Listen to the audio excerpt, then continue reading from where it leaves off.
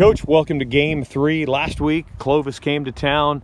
40-16 was the outcome. That was a stacked Clovis team. Talk a little bit about last week. The score I don't think really tells much about the game.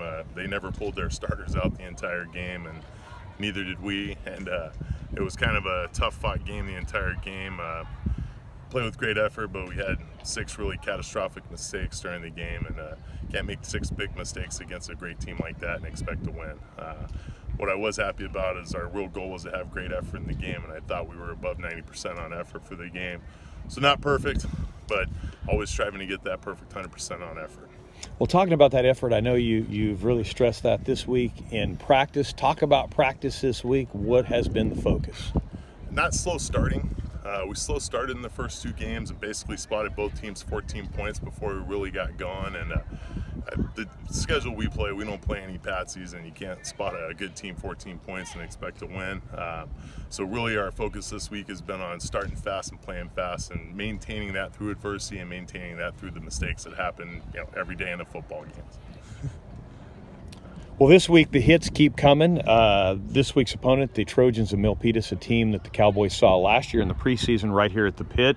That was a tough afternoon, but then came back in the CCS Division I Finals and beat them in the finals. Of course, they went on to win a state title, so that is a very good team you're playing. I know you kind of switched the schedule up because you've got a road trip and doing a little bit different deal on Thursday. Talk about that.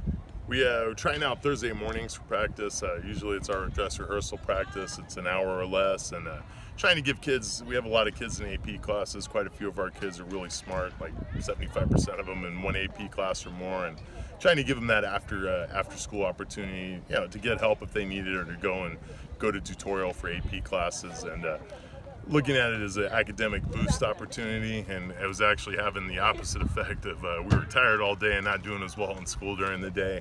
I just felt like maybe it was a little bit too much of a rest in between practice and the game the next day. So moving back to a Thursday afternoon practice and getting in and out and being really crisp, and getting on the road at 3:30 on Friday afternoon, headed up to Milpitas.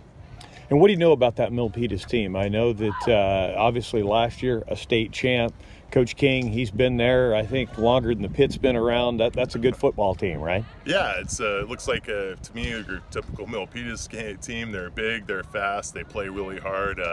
They're a 4-3 cover 4 team, and on defense and offensively, they still run a little bit of the spread and a little bit of that double wing stuff to just try to cram it up your throat. And it just seems like every Milpitas team I've seen in the last 15 years. They play really hard, and they have, I think, pretty good coaching and do a really good job. Well, Coach, thanks for your time. Good luck in the Bay Area this week. Thank you. Should be fun.